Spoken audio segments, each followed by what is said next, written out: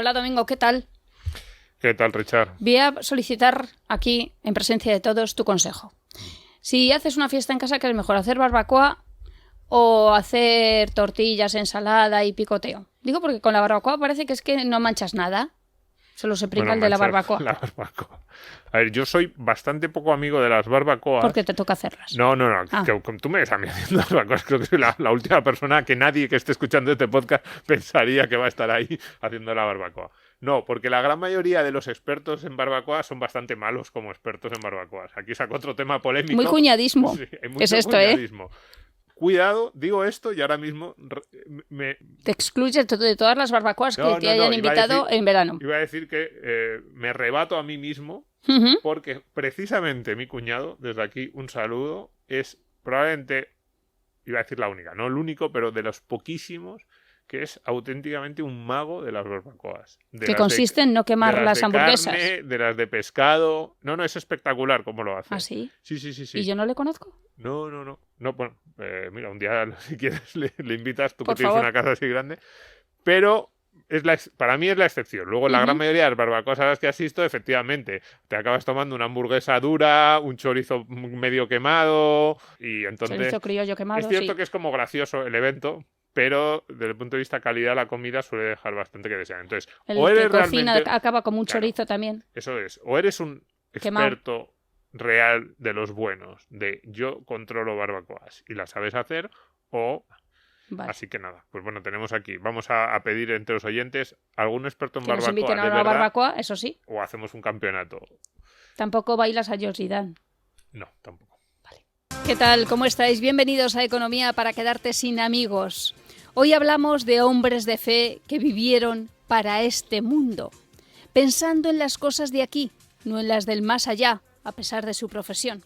De hecho, desconectan la bondad o la maldad del individuo de su conocimiento de Dios.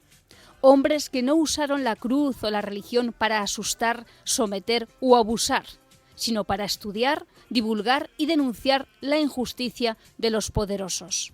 Con sus hábitos defendieron el derecho natural del hombre, por tanto, el de la libertad y la igualdad. Teólogos que nunca suscribirían eso de que el liberalismo es pecado. La primera literatura sobre la decadencia económica con diagnóstico y soluciones. Se les entiende todo. Viajamos a los siglos XVI y XVII, a una nueva cita con la escuela de pensamiento más importante que ha tenido España. La primera del mundo moderno, insisto, que reivindica la libertad del hombre. ¿Qué tal, Domingo? ¿Cómo estás? ¿Qué tal, Richard? Hoy nos acompaña Sigur Rós, una banda islandesa de Reykjavik, que seguramente no entiendas la letra porque canta en su idioma, inventado. ¿En un idioma inventado? Sí, son muy liberales. Yo antes porque me decías, no, canta en su idioma, pensaba, pues sería islandés o lo que fuera. No, es inventado. Muy bien. Es una super banda de post-rock que además... De post-rock. Eso es. Él toca la guitarra eléctrica con un arco de violonchelo. Sí. Y es que, claro, todo vuelve casi a la normalidad y vuelven a Madrid en septiembre, el 29 de septiembre. Voy a ver si cojo entradas. Ya. Pero es que se agotan. No te lo puedes creer, cada ¿verdad? vez buscas gente más rara. Además... Sigur Rós no es raro. A ver, unos tipos que cantan en un idioma inventado. ¿Cómo no? A ver, Televisión Española yo creo que raro es los eso. ha usado muchas veces para sus cuñas publicitarias. No, Sigur Rós, lo que pasa es que no lo sabíamos. Es complementario que sean raros y que los utilicen en Televisión Española. Pues qué mejor podía maridar con la escuela de Salamanca que Sigur Rós. Pues sí, quizás sí, no lo sé. Ya te digo yo que sí. Yo había algo excelso.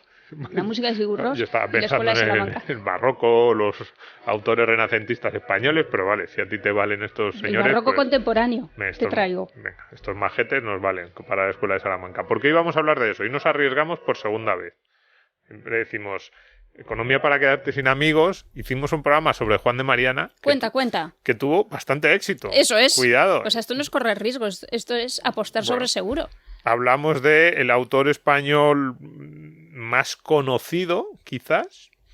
No economista, porque no vamos a decir que Juan de Mariana fuera economista, pero yo creo que ahora mismo se le conoce en buena medida por sus aportaciones iba a decir a la ciencia económica. En realidad él no hablaba de ciencia económica, lo que hablaba casi es de lo que se encontraba por la calle, de lo que hacían los gobernantes, de lo que hacían los válidos y del poder, del poder. Y lo que pasa es que tenía algunas intuiciones realmente extraordinarias. Y como aquel programa tuvo éxito, pues hoy vamos a hablar del conjunto, también lo hicimos en aquel programa, pero vamos a profundizar un poco más en el conjunto de la Escuela de Salamanca, en don Diego de Covarrubias, que es un poco la excusa es que se ha publicado hace poco un libro, el Centro Diego de Covarrubias, en su colección Cristianismo y Economía de Mercado, ha publicado un libro sobre Diego de Covarrubias, y tenemos aquí a su coordinador, que sabe mucho de Diego de Covarrubias, de Juan de Mariana, y de la Escuela de Salamanca, porque es uno de los grandes sabios españoles y una de las personas que mejor conoce a todos estos autores. Y un tipo amable. Y un tipo muy amable. Muy amable. León Gómez Rivas, ¿qué tal? Bienvenido de nuevo. Gracias, sí. Me acuerdo de aquel programa sobre Juan de Mariana. ¿Te has quedado sin amigos? En el ámbito académico, a lo mejor sí. Me encanta. Qué prudente es. No pasa nada. Templanza. Eso yo creo que es bueno. Quedarse sin amigos en el ámbito académico yo creo que tampoco pasa, no es muy grave. León, yo no sé si te preguntamos aquella vez quién le puso el apelativo de Escuela de Salamanca a la Escuela de Salamanca. ¿Fuimos nosotros los españoles? No, fue una autora inglesa. Anda. Estas cosas que pasan típicas de nuestro país, quien, como se dice ahora, puso en valor a la Escuela de Salamanca fue una historiadora inglesa que se llamaba Marjorie Gray Hutchinson, que escribió un libro que en este entorno de la economía es muy famoso, que se llamaba The School of Salamanca.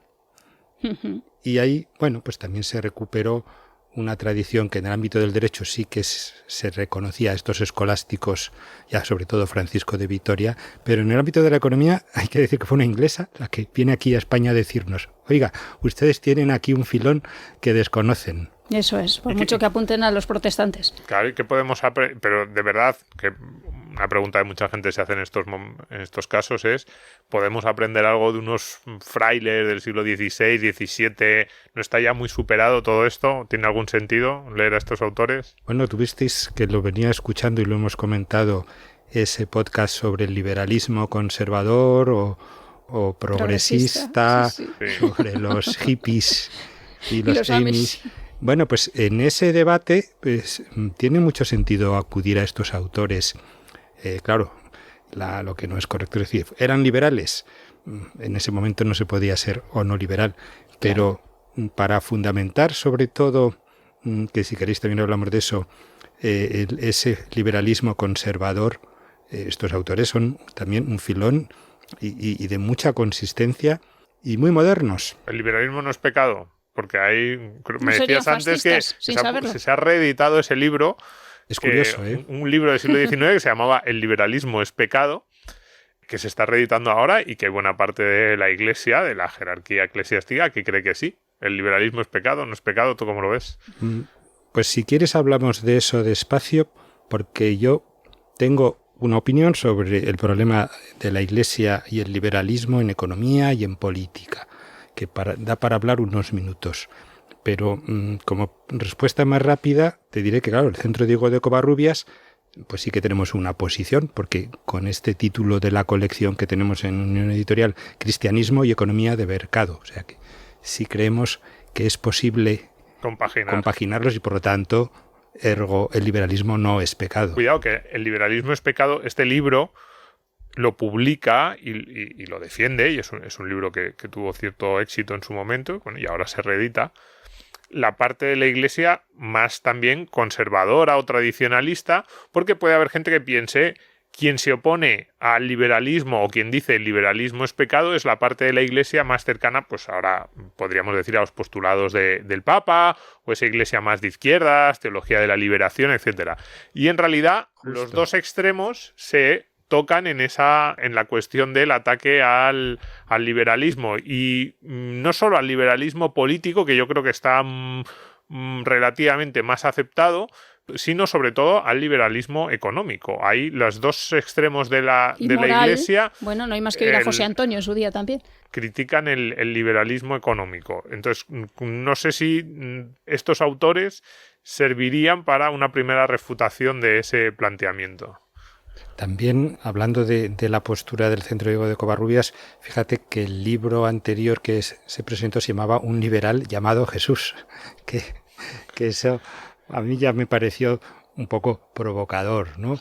Y hay otro de Axel Kaiser. El Papa y el capitalismo, o algo así se llama. Sí. Yo te digo así una opinión. Es verdad, yo creo que ahí la Iglesia se equivoca en el sentido de que el gran enemigo de la Iglesia siempre ha sido mucho más el Estado que cualquier cualquier teoría política o cualquier movimiento. Ninguno ha hecho más daño a la Iglesia de lo que han hecho los estados, los gobernantes. Y siempre la Iglesia en los últimos 1000 años siempre se ha posicionado como un contrapoder, como un intento de equilibrio del poder terrenal. Pero mira, el Papa Benedicto habla de una expresión que a mí me parece que es muy, muy luminosa, que habla del el abrazo del oso, porque la Iglesia se deja abrazar por el Estado después de las persecuciones. Y el Papa lo dice, que ese es el error, es querer convertirse en parte del Estado. Y esa confesionalización de los Estados es un error no ya de 1000 años, sino de 1600 años. Y luego efectivamente ha habido una competencia de la Iglesia y del Estado, pero por el poder político. Y en cambio estos autores, de repente en el siglo XVII, Covarrubias también lo dice, pero sobre todo el que fue más famoso fue Francisco de Vitoria, que dice: los españoles no tienen ningún derecho a la posesión de a la conquista y a la expansión de América por ninguna donación pontificia, porque el Papa no es dueño de nada, ni el emperador tampoco, ni el emperador es dueño por delegación del Papa. Esto fue una novedad que quedó ahí porque no se entendió y que responde a lo que tú me dices. ¿Y contra la esclavitud? Ellos también defendieron con una sorprendente modernidad la idea de que los nativos americanos eran igual de libres y de... Eso no sé si lo hablábamos con Mariana. Vitoria les dice que tienen derecho a la propiedad y derecho a la organización política y que eso no hay manera de quitárselo. Esa dignidad de la naturaleza humana, eso sí que lo tiene reconocido la ONU, donde está Francisco de Vitoria, entre sus frontispicios variados. Bueno, eso no sé si me gusta mucho, que esté en la ONU. O sea, así como argumento de autoridad, la ONU no... te lo compro y te lo acepto. Aquí no. Y vamos también. Sí. Nos gusta. No, es mejor tu argumento de autoridad, tus citas o las de la Universidad de Salamanca o otros lugares que la ONU. Pero, ¿qué dice Vitoria? Está bien, tampoco en algo que acierta la ONU tampoco les vamos a criticar. Oye, pues mira, eso lo hicieron bien. Por casualidad. Claro, hace poco voy a marearos pasando de un tema a otro, pero bueno, nos encanta. Y pido perdón a los escuchantes.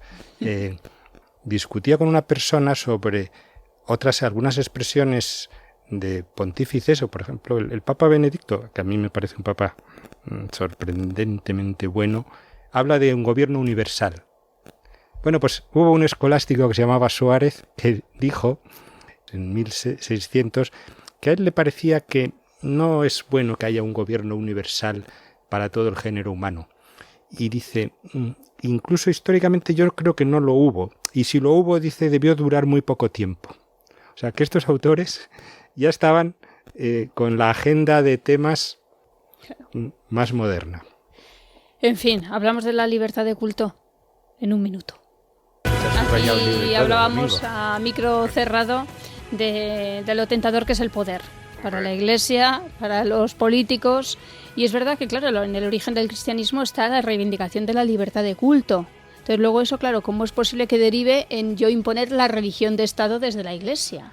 Sí. Cosa que detectan los escolásticos. Sí. Se pensaría que es mejor para el bien de los súbditos que la Iglesia o que el emperador, el rey, sea el que se ocupe de evangelizarlos y de llevarlos a la salvación, pero eso hoy en día ya la Iglesia a duras penas se ha dado cuenta que el responsable directo de la salvación de los súbditos no es el Estado. Claro, también hay que tener en cuenta que no podemos juzgar a la gente del siglo IV como claro, pensamos nosotros evidentemente. Ahora, ¿no? Nos metemos en materia. Diego de Covarrubias. Economía. Diego de Covarrubias. Y yo tengo apuntado aquí, Diego de Covarrubias y la teoría del valor subjetivo. Es como, pero ¿estaba Diego de Covarrubias realmente? ¿Inventó esto 200 años antes de que Adam Smith se equivocara? Porque Adam Smith, que yo Yo lo defiendo mucho a Adam Smith porque en los círculos estos así libertarios, liberales, se meten mucho con Adam Smith. No, es que se equivocó, la teoría del valor trabajo, no sé qué. Habría que explicarlo. Pero ¿por qué se equivocó? Por eso digo. Entonces vamos a ver, ¿en qué se equivocó Adam Smith y 200 años antes Diego de Covarrubias le había enseñado el camino? Pues mira, hablando eso de descubridores de los escolásticos, hemos hablado de Marjorie Gray Hutchinson. Simultáneamente, e incluso también posteriormente a Marjorie, es la Escuela Austriaca de Economía la que también descubre a estos autores. Y hay todo un debate interesantísimo, y si es que nos podemos distraer hablando sobre cómo Hayek conoce a los escolásticos gracias a Marjorie.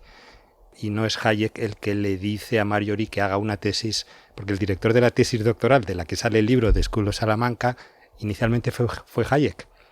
Y entonces se tiende a decir, pues a Marjorie estudió a los escolásticos por orientación de Hayek. Pues no, y además eso se lo hemos escuchado decir a ella. Fue al revés. Fue al revés. Bueno. Ella empezó a estudiar a los ilustrados del siglo XVIII, que eran los que le sonaba a Hayek, Campomanes y tal, y Jovellanos. Y de repente, en una obra de Campomanes menor, de repente Marjorie oye hablar de estos autores y empieza. Ella vivía en España, conocía el español, en fin, toda una serie de circunstancias que facilitan la cosa, y de repente descubre a estos autores. Y entonces, entre las cosas que ella, que sí conocía a Hayek y sí que conocía las teorías del valor austriacas, dice, anda, pues aquí hay una relación muy cercana. ¿Qué es esto de la teoría subjetiva del valor? Pues los austriacos, y entonces vamos a dar marcha atrás, son los que más defendieron en esa revolución marginalista a partir de Menger y luego ya toda la escuela austriaca, que el valor de los bienes no depende del trabajo incorporado, que ese fue el error de Smith y que luego Marx desarrolla a través de David Ricardo. No, los austriacos recuperan una tradición que era aristotélica, escolástica, que el valor de los bienes descansa en la abundancia o escasez de los bienes, en su utilidad y en su apreciación subjetiva. Y donde leen que se habla de la apreciación subjetiva es en estos autores. Yo tampoco me he puesto a rebuscarlo. Pero... No, es así. A ver, sí. Aquí tengo. Sí. Diego, cuidado, Diego de Covarrubias, 1555. El trigo tiene exactamente la misma naturaleza objetiva aquí y en las Indias. Sí. Y sin embargo, en las Indias su valor es mucho mayor porque allí es más escaso y los hombres lo estiman más. Fíjate, esto de la escasez es una intuición más cercana. Yo en mis clases de economía muchas veces digo, ¿por qué las cosas valen lo que valen? Y la escasez casi siempre sale. Pero esta segunda parte de y los hombres lo estiman más, que es la teoría subjetiva del valor, que es como las cosas valen en función de lo que nosotros queremos o no queremos que valgan. Puede haber materiales en la Tierra que sean muy escasos y no valen nada porque no les hemos encontrado ninguna utilidad, no sirven para nada, no les concedemos ningún valor, y puede haber materiales muy escasos que sí que tengan, que sean muy caros porque por la razón que sea los queremos, a veces simplemente para adornarnos y a veces por su utilidad práctica para algún tipo de proceso productivo. Pero la clave es esta, porque los hombres lo estiman más, y es verdad que Diego de Covarrubias lo decía en 1555 y luego Adam Smith se equivoca y dice las cosas valen mucho por el trabajo incorporado, que yo también en mis clases de economía siempre pongo el mismo ejemplo.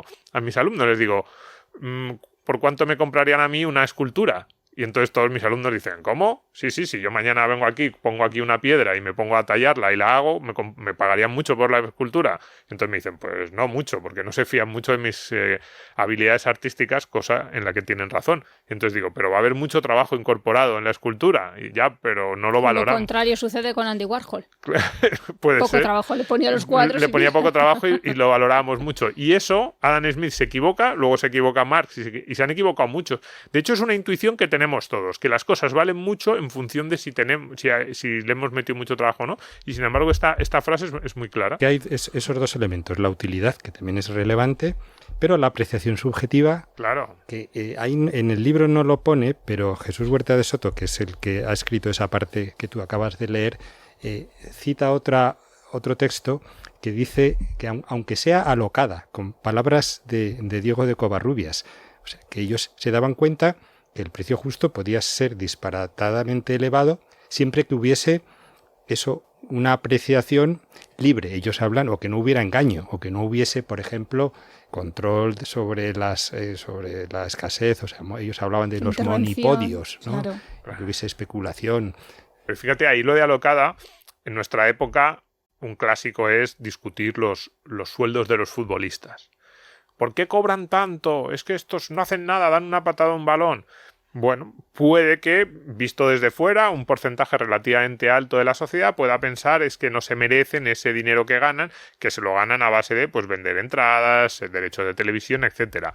Ahí entraría lo de alocada. Yo no estoy de acuerdo. Yo creo que los futbolistas lo que generan son muchas horas de felicidad a lo largo del año para mucha gente, y claro que esa gente paga un dinero a través de entradas, de camisetas, de derechos de televisión para tener esas horas de felicidad o de ocio a lo largo de la semana.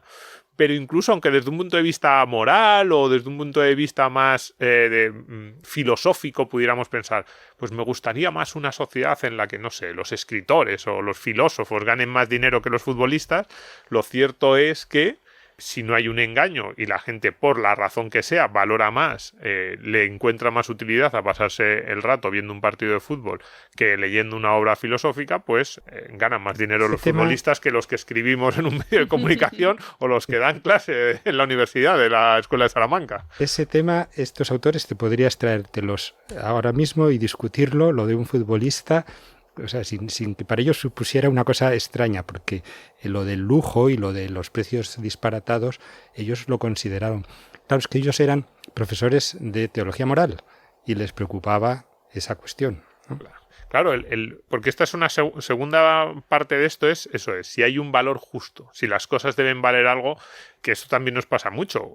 Cada vez que los gobiernos intervienen en los precios, desde los alquileres, que ahora mismo puede ser el más clásico, hasta cuando intervienen los precios de la comida en momentos de escasez o de malas cosechas, apelan rápidamente a la especulación, a que hay alguien haciendo trampas, pero también a que no puede ser, un poco el argumento viene a ser, no puede ser que nos cobren tanto por esto no es justo, o se están aprovechando de nosotros. Y midiendo mal también cómo se establecen los precios. Otra cita aquí preciosa, en este caso, de Sarabia, Luis de Sarabia, ¿no? De Sarabia de la Calle. Sarabia de la Calle. Que dicen, los que miden el justo precio de las cosas según el trabajo, costas y peligros del que trata o hace la mercadería, yerran mucho. Cuidado, nos dice que medir el precio en función del trabajo o el peligro que ha llevado a conseguir la mercancía es erróneo. Dice, el justo precio nace de la abundancia o falta de mercaderías, de mercaderes y de dineros. Es decir, si hay abundancia o no, si hay escasez, lo que decíamos antes, y no de las costas, trabajos y peligros. De nuevo, nos está diciendo que esta es una idea muy interesante que también es contraintuitiva. Normalmente pensamos que los precios vienen determinados por los costes. También, no sé, León, tus estudiantes, pero yo también les pregunto siempre, ¿por qué las cosas valen lo que vale? ¿Por qué vale esta mesa tanto? Y rápidamente los estudiantes te dicen, pues esta mesa vale tanto porque los materiales valen tanto, porque ha habido 20 personas que se han ocupado de hacer la mesa, de producirla, pues el carpintero, el que ha diseñado los tornillos, etcétera. Y yo siempre les digo, no, es al revés. Es, primero pensamos, o así piensan los empresarios, cuánto dinero vamos a poder cobrar por la mesa y luego hace el cálculo hacia atrás de cuánto dinero va a poder pagar a cada uno de los integrantes del proceso productivo. Y estos autores ya lo veían. Es el precio el que determina los costes y no los costes los que determinan los precios. Yo creo que ese fue el dilema de Adam Smith, que lo que tú planteas, que intuitivamente Adam Smith, que era profesor de filosofía moral, pensaba, bueno, pero al final los precios disparatados no encajan en un sistema en el que tenemos que tener sentimientos morales buenos y etcétera. Y siendo que él conocía la tradición escolástica, que es lo que yo también he estudiado a través de Hugo Grocio, y en unos textos anteriores a La riqueza de las naciones, él habla de la utilidad y habla de la abundancia y la escasez. Sin embargo, cuando termina por escribir La riqueza de las naciones, se olvida de eso y habla de los precios nada más, del coste de producción. Que ya ves que los escolásticos habían dicho eso, que no es lo de los trabajos y los... Pero fíjate, hay todavía un escolástico que ya es de una siguiente generación, que es un jesuita, Luis de Molina, que dice un detalle de qué influye en un precio, porque tú has hablado de abundancia o escasez de mercancías, has hablado de mercaderes, de vendedores, en Molina, y de dinero, de cantidad de dinero. Molina añade, claro, también dependerá de cuántos compradores o vendedores haya y de cuáles son las expectativas de venta de ese bien. Y yo digo, aquí todos nos dedicamos a dar clases, este señor estaba hablando del mercado de futuros y opciones con toda naturalidad, porque Es lo increíble, entendía. ¿eh? Para que veas, Richard, si es actual el tema. ¿Pero qué pasaba en Salamanca?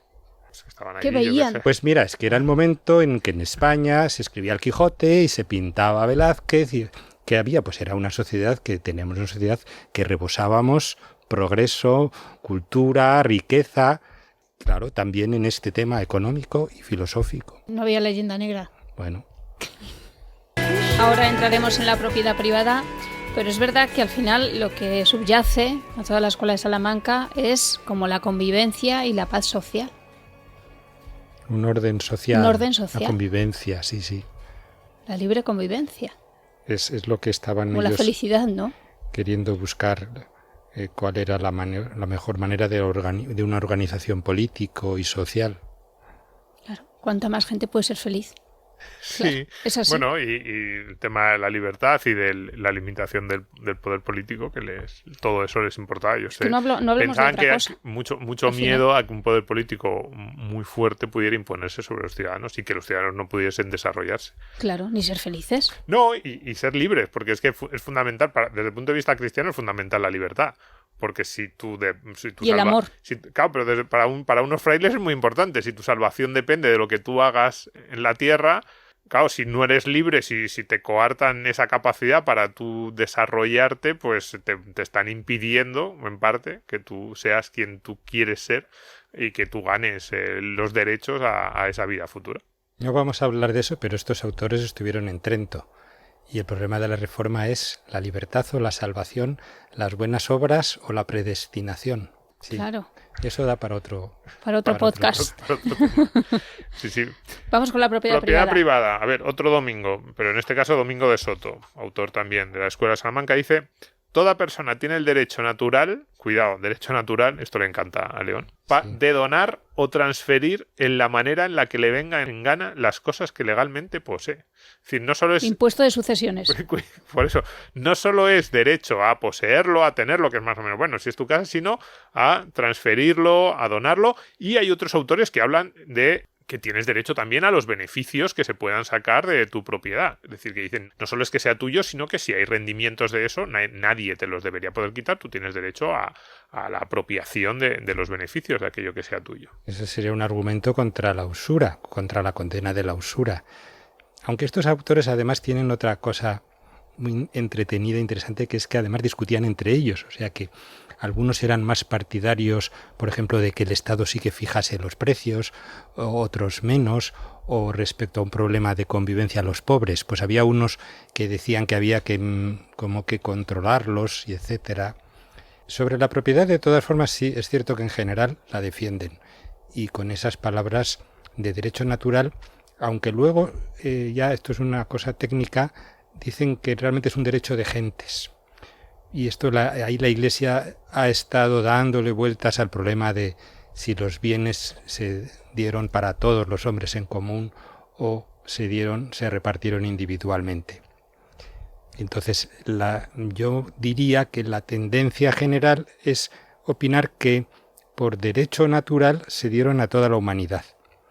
Pero antes de estos escolásticos segundos, el primer escolástico, Tomás de Aquino, dice: pero a efectos prácticos y para que no sea esto un disparate, sin embargo, es bueno que por derecho de gentes los bienes se repartan. Y os dicen, yo tenía aquí un artículo del Centro Diego de Covarrubias, que pondremos el enlace. Dice, argumentos a favor de la propiedad privada en estos autores escolásticos. ¿Qué hace posible un orden social justo? ¿Qué es útil para preservar la paz y la armonía social? ¿Qué es natural que se cuide más lo propio que lo común? Sí, ese es un argumento. Que promueve la cooperación social libre. muy bueno, y que nadie puede desentenderse, no podemos desentendernos de los bienes temporales. Estas dos partes, que es natural que se cuide más lo propio que de lo común, ya está ahí anticipando la tragedia de los comunes. Luego los economistas del siglo XX nos ponemos ahí con nuestros Excel, nuestros nombres. Dejamos de mirar la realidad. Pero lleva porque es que es hace tan 400 obvio, años, hace 400 años ya estaban hablando de eso, y que promueve la cooperación social libre, que también es un argumento que nos gusta mucho. Mira, eso es buenísimo, porque... Esa es la caridad. Claro, la caridad individual. Os escuchaba hablar del estado del bienestar en ese debate sobre cómo efectivamente nos acabamos acostumbrando, perdón, a que el Estado sea el que atiende a los pobres, el que resuelve los problemas médicos o el que resuelve los problemas educativos. En el siglo XVI en España había hospitales por caridad privada o por decisión personal de la gente que ganaba mucho dinero. Este banquero Simón Ruiz en Medina del Campo montó un hospital allí que es una cosa tremenda ir a verlo, ¿no? Hospitales, educaciones y atención a los pobres. Todo eso era una sociedad en la que, como me decías, un orden social libre. Para ellos todo eso se podía hacer sin necesidad de tener un Estado controlador que te diga lo que tienes que hacer o cómo tienes que dar tú. Hablabais también de la Iglesia y del pago a la Iglesia, ¿no? Sí, y esto de que es natural que se cuide más lo propio que lo común, que decíamos, efectivamente, eso es lógico, medieval.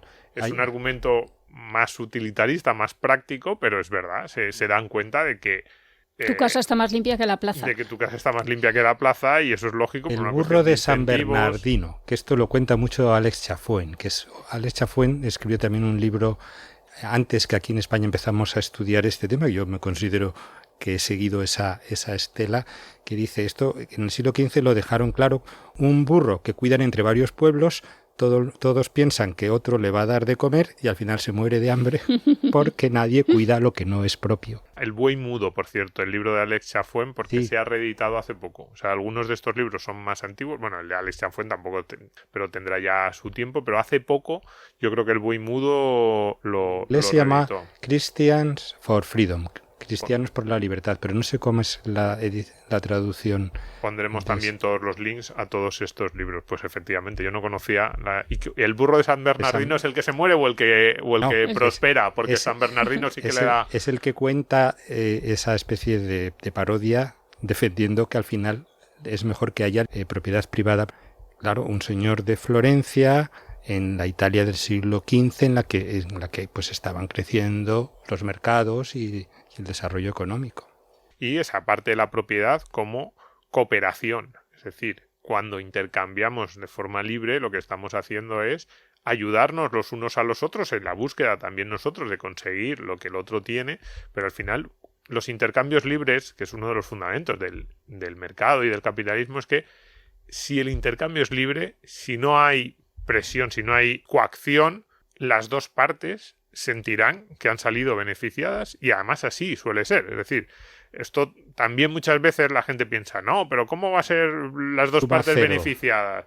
Al final, si tú me das a mí una cosa y yo te doy a ti otra, pues uno de los dos saldrá ganando, uno de los dos se quedará lo que es bueno. Y dices, hombre, no, si nos vamos al ejemplo más clásico del trueque, pues si yo tengo un helado de limón y León tiene un pastel de naranja y a mí no me gusta el helado de limón y a León no le gusta su pastel de naranja, nos lo intercambiamos y los dos estamos mejor, porque a mí no me gustaba el limón ni a él la naranja y nos hemos cambiado los bienes. Y esto pasa así en el mercado constantemente. De hecho, cada vez que entramos en una tienda, nosotros cuando vamos a Zara y vemos allí que hay una camiseta por 15 euros, si la compramos es que para nosotros la camiseta tiene más utilidad que los 15 euros, si no, no daríamos los 15 euros por ella. Y si nos la venden es porque a Amancio Ortega y al resto de los accionistas de Inditex tiene más utilidad los 15 euros que la camiseta. Los dos salimos ganando, si no, no se produciría ese intercambio. Y algo tan obvio, es evidente que si no somos libres para organizar nuestra propiedad, no vamos a poder ser libres para todos esos intercambios que son mutuamente beneficiosos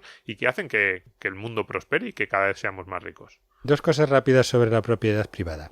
Como decía antes, efectivamente, en el ámbito eclesial, en general, y quitando estos autores, no se entendió ese derecho a la propiedad privada por una especie de mantra de que los bienes son de todos. Y esa idea pues ha estado hasta que en el siglo XIX, os decía antes León XIII, o no sé si os lo decía la Rerum Novarum, hay una encíclica que es el famoso arranque de la doctrina social de la Iglesia.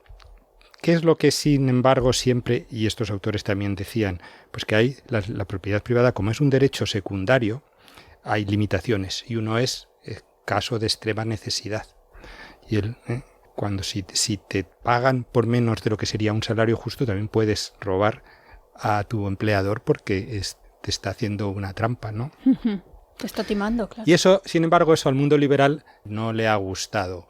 Y eso, por otra parte, el mundo más tradicionalista, eclesiástico, no entiende que haya cristianos que puedan defender la propiedad privada como el mejor sistema, todo esto que tú acabas de decirnos. Propiedad privada, que ahora vamos a hablar, dentro de estos pequeños intercambios de cada uno, pero también entre las naciones y también en el comercio internacional, que Diego de Covarrubias es una de las partes que trata León en el libro, pues también decía, oye, podemos negociar con otras naciones, podemos negociar con otros lugares.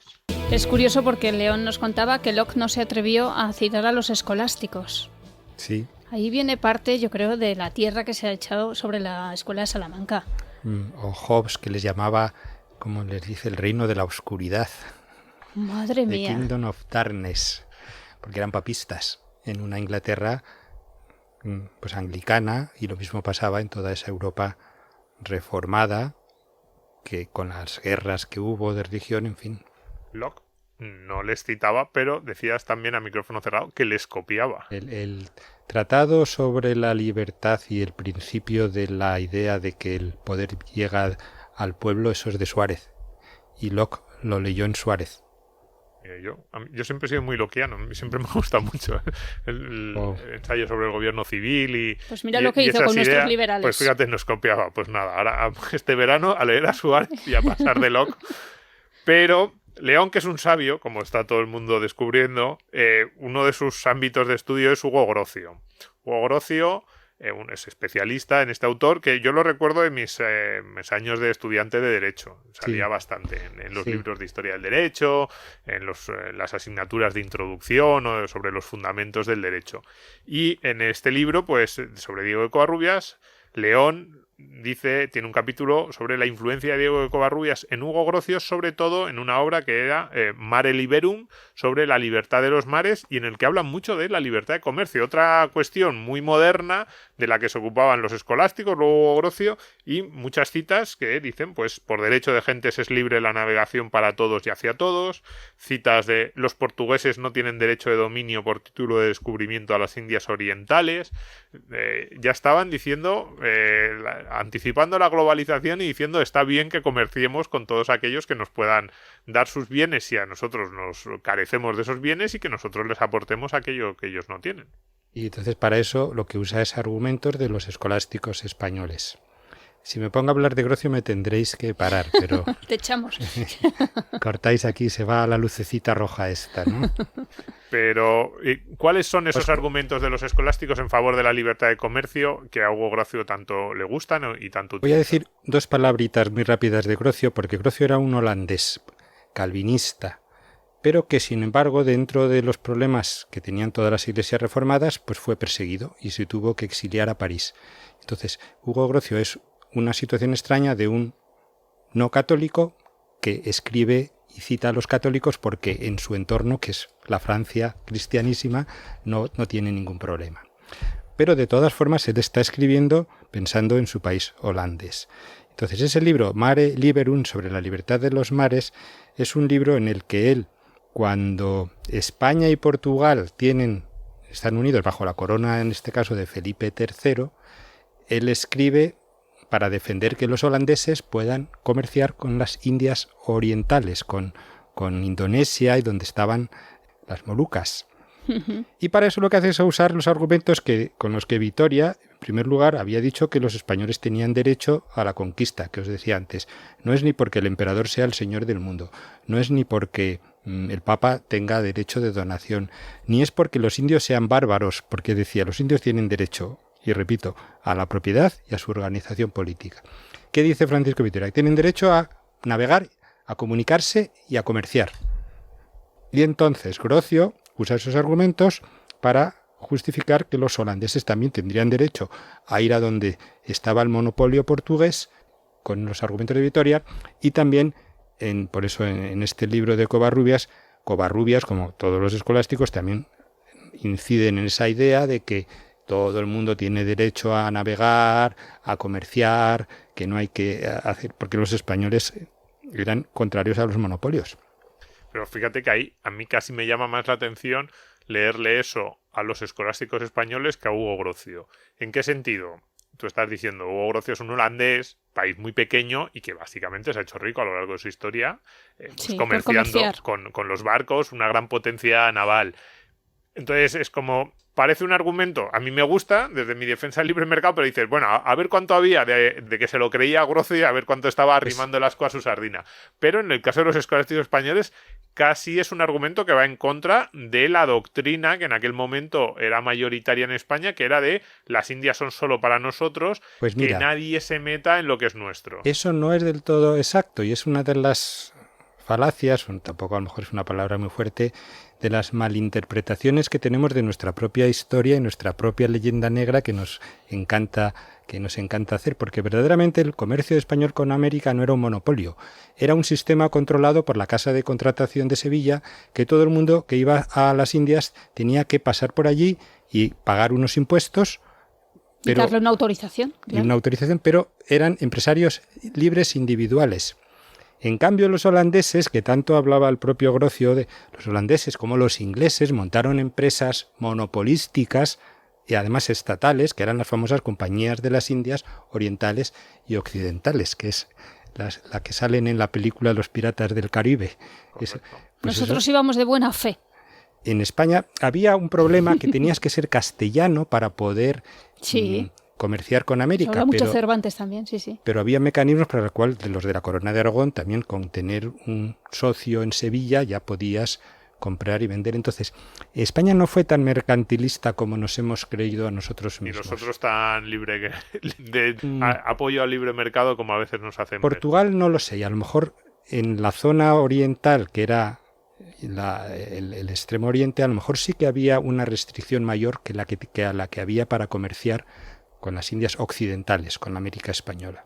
Pero en general, bueno, no les hicieron mucho caso, ni a unos ni a otros, porque esto está escrito a lo largo del principio del siglo XVII, sí, y esto de la libertad de comercio, sí que Adam Smith sí que yo creo que supuso un impulso muy grande, la publicación de la riqueza de las naciones, en la apertura y en esa primera globalización que se vio a lo largo del siglo XIX. Sí, yo diría que Adam Smith lleva, en este caso, correctamente a término las intuiciones que pudieron tener los escolásticos españoles. Esta gente de interior. Porque claro, de Salamanca, escolásticos. Sí, hombre, se llama Escuela de Salamanca porque su formación era en las clases que Francisco de Vitoria empieza a dar en Salamanca. Pero, por ejemplo, un escolástico muy famoso que se llamaba Tomás de Mercado, que además tiene un apellido que casualmente... ¿Qué se puso él? Pues no sé por qué se lo puso. No sé por qué se lo puso. A lo que iba es que él iba a las gradas de la Catedral de Sevilla a observar cómo eran las transacciones de mercaderes cada vez que venía una flota, del mismo modo que miraban cómo los precios subían en Sevilla cada vez que venían, que es lo que también es la famosa teoría cuantitativa del dinero, ¿no? Uh-huh. Cuando llegaban mercancías de Sevilla, pues a Sevilla, pues entonces los precios subían o bajaban dependiendo de la... Y entonces iban allí, que me dices, ¿de dónde eran? Pues había algunos sevillanos que allí mismo observaban el mercado. Qué bueno, eso tenía que ser un espectáculo, ¿eh? Bueno, don Diego de Covarrubias, que fue un hombre poderoso y con cargo. Sí, es un caso inaudito de cómo un académico, profesor primero de Salamanca y luego se hace eclesiástico, terminó siendo presidente del Consejo de Castilla, que es el órgano más alto que había en el gobierno de España y la autoridad siguiente a la del rey. Él fue con Felipe II. Y arzobispo. Fue arzobispo de no sé dónde y obispo de Segovia. Y nos decías que tú crees que la Iglesia acertó primero en su intuición económica que política, o que la relación que a veces vemos en esa lucha de la Iglesia con el poder temporal, que no es como, o que tu interpretación es un poco diferente a la que a lo mejor yo había planteado al inicio a la que se suele... Sí. Has hablado algo efectivamente de economía y de política. Y también tiene que ver con esta mala visión que yo creo que tienen discutir si el liberalismo y el cristianismo son compatibles o no, siendo que también hay que ser justo con el desarrollo histórico de las ideas, y yo que soy hijo de la Iglesia Católica, sin embargo lo describo con realismo. Quiero decir, a final del siglo XIX, en unas famosas excomuniones que hay de un papa que tampoco me sé si es el Papa Pío IX o Pío XI, estaba tachado de anatema que alguien defendiera que el Estado no tenía que controlar perfectamente el aspecto religioso, algo así, ¿no? O sea, que esa idea que lleva desde los primeros siglos, de cuando ya la Iglesia y el Estado se dan ese abrazo del oso que me parece que hemos hablado, seguía siendo inconcebible para la Iglesia Católica que dijeras que ellos no tenían que controlar también el poder político. Y es solamente el Vaticano II, en el siglo XX y 1960, cuando se tolera o se reconoce o se describe que ya sí, pues la Iglesia y la política son dos esferas de poder distinto y de actuación distinta. Y esto es así de tremendo hasta a mediados del siglo XX. En cambio, decía que en el siglo XIX ya sí se empezó a admitir, con toda esa doctrina social de la Iglesia, que podía haber una gestión económica con muchos reparos y con todo ese problema que decíamos de la usura, de la propiedad privada, etcétera. Sí, yo lo que planteaba es que a lo largo de la época medieval a mí me gusta mucho esa idea de los dos poderes, el espiritual y el terrenal, sí, equilibrándose entre ellos, y esa idea del papado como limitador del poder de los grandes reyes europeos, que yo creo que es, además creo que es fundamental a la hora de explicar la historia de Europa y de por qué Europa creció y se desarrolló y otros continentes no. Y yo creo que ese contrapoder de la Iglesia, un contrapoder a veces que se ejercía de forma directa y otras veces simplemente a través de la influencia, a través de la advertencia, incluso de la admonición a los reyes de cuidado, no os paséis, porque si os pasáis os excomulgo o puedo hacer que vuestros súbditos se enfrenten a vosotros. Yo creo que siempre fue beneficioso. Sí, y eso también hay que decir que eso, gracias a eso, se fue desarrollando a duras penas y con mucha dificultad, pero lo que hoy hablamos de una civilización occidental en la que efectivamente ya se han diferenciado claramente las esferas, se defiende la libertad, etcétera.